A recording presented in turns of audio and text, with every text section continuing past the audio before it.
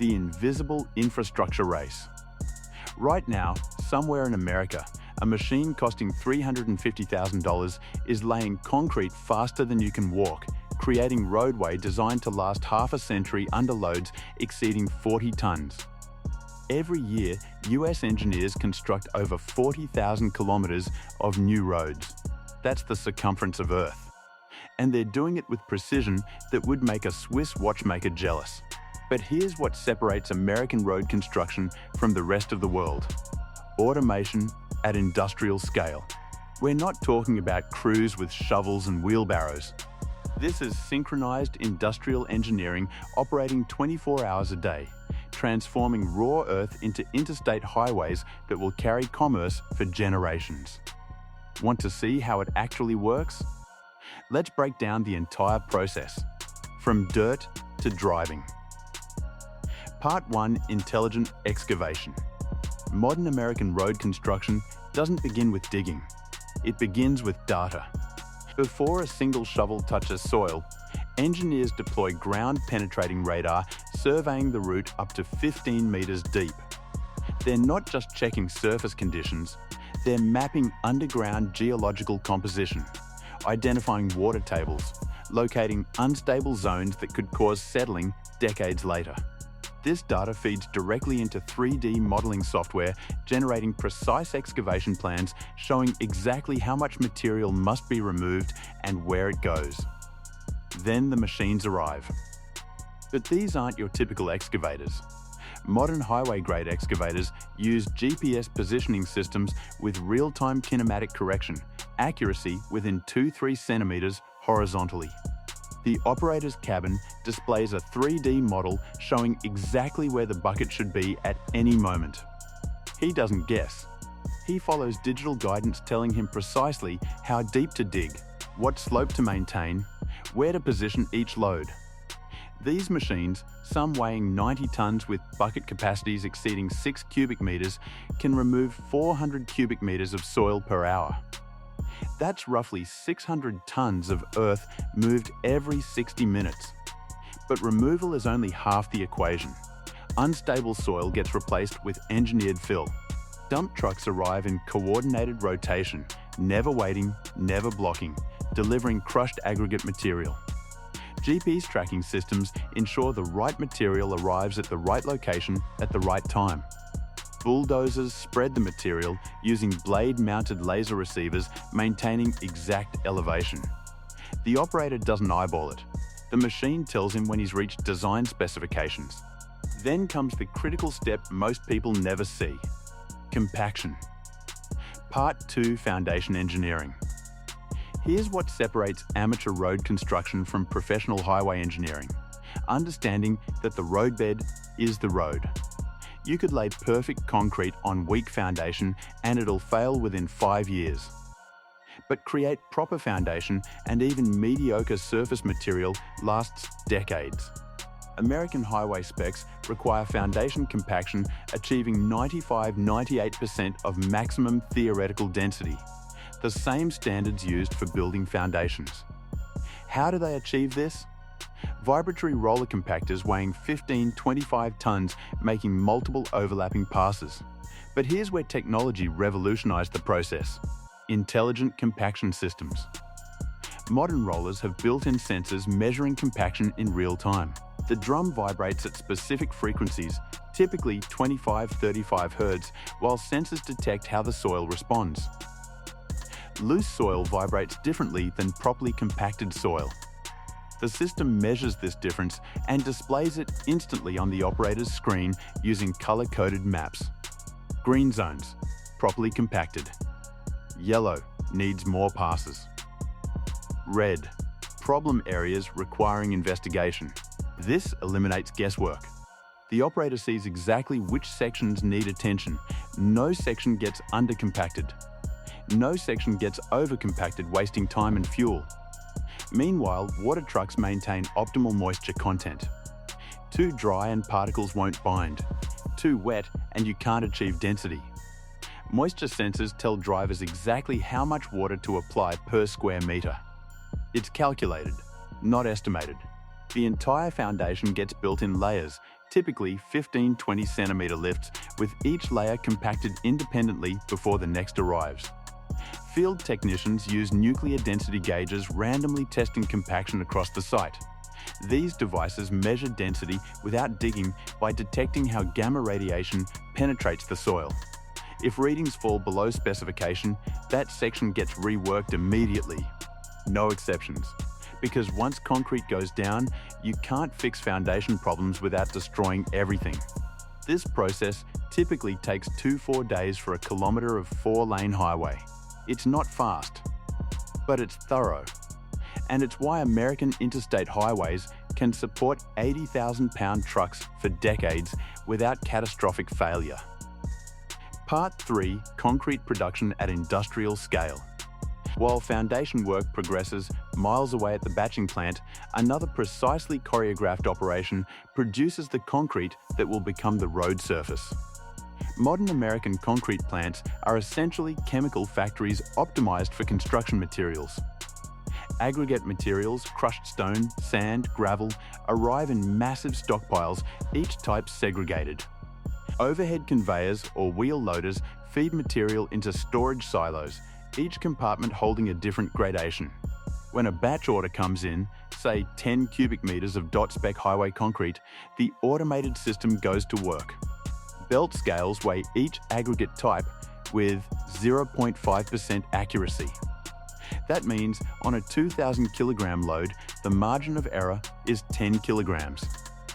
Industrial precision. Aggregates drop into a mixing chamber.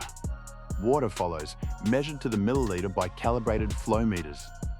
Temperature compensated because water density changes with temperature. Then come chemical admixtures. Plasticizers making concrete workable without excess water. Accelerators or retarders controlling set time based on weather conditions. Air entraining agents creating microscopic bubbles improving freeze-thaw resistance. Each additive gets metered separately using dedicated dosing pumps. No cross-contamination. No guesswork. The mixture enters high shear paddle mixers or twin shaft mixers, producing homogeneous concrete in 60-90 seconds. Quality control sensors measure slump, air content, and temperature in real time. If any parameter falls outside specification, that batch gets rejected before it ever leaves the plant. Approved concrete discharges directly into waiting mixer trucks, each carrying 8-10 cubic meters. The drums rotate continuously during transport, preventing separation or premature setting. Here's the challenge. Concrete has a working life of roughly 90 minutes from mixing to placement. After that, it starts hardening whether you've used it or not. So batching plants run dispatch systems coordinating truck arrivals at the paving site in precise rotation. One truck unloading, one arriving, others in transit. Never a gap, never a backup. For a major highway project paving 3-5 kilometers per day, that means 40-60 truck deliveries arriving in perfectly timed sequence. Miss the timing, and you get cold joints, weak spots where one batch hardens before the next arrives. Those joints become failure points where water penetrates and freezing destroys the pavement. This is why paving schedules are inflexible. Once you start, you don't stop until the section is complete. Part 4. The paving machine revolution. Now we reach the technological centerpiece of American highway construction, the slip-form paver. These machines, some stretching 12 meters long and weighing 30 tons, are essentially mobile concrete factories that create finished roadway in a single continuous pass. Here's how they work. Mixer trucks back up to the paver's receiving hopper, discharging concrete via chute or powered conveyor. The paver's internal auger system distributes the mix evenly across the full width, typically 3.6 to 7.3 meters for highway lanes. But distribution is just the start. As the paver advances, moving at roughly 1-2 meters per minute, the concrete passes through a vibrating pan that consolidates it, removing air pockets and achieving proper density. Then comes the forming section.